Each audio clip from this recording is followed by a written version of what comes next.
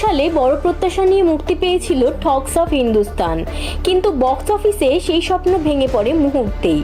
ছবির মুখ্য ভূমিকায় ছিলেন আমির খান, আর এবার বহু বছর পর সেই ব্যর্থতা নিয়ে খোলামেলা মুখ খুললেন অভিনেতা। শুধু তাই নয়, নিজের ছবির তুলনা টানলেন বলিউডের কালজয়ী ছবি শোলের সঙ্গেও।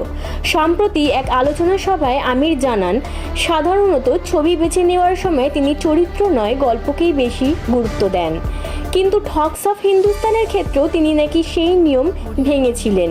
নিজের চরিত্রকে বেশি গুরুত্ব দেওয়ার সিদ্ধান্তই শেষ পর্যন্ত তার জন্য বুমেরাং হয়ে দাঁড়ায় বলে স্বীকার করেছেন অভিনেতা। আমিরের দাবি, ছবির মূল গল্পের কাঠামো অনেকটাই শোলের মতন ছিল, যেখানে নিজের পরিবারের হত্যার প্রতিশোধ নিতে চেয়েছিলেন সঞ্জীব কুমারের ঠাকুর চরিত্র, আর তাকে সাহায্য করেছিল অমিতাভ বচ্চন অর্থাৎ জয় এবং ধর্মেন্দ্র অর্থাৎ বীরু।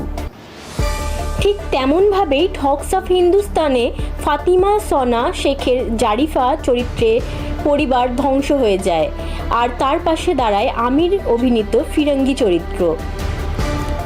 তবে কোথায় হয় ভুল? আমির জানিয়েছেন, কাস্টিংয়ের কারণে বারবার বদলানো হয়েছিল চিত্রনাট্য, আর সেই পরিবর্তনের ধাক্কাতেই নষ্ট হয়ে যায় ছবির আসল ভাবনা। অভিনেতার কথায়, ভুল মানুষ মাত্রই করে, আমরাও করেছি। পছন্দের অভিনেতাদের না পেলেও চিত্রনাট্যে এত বদল আনা উচিত হয়নি।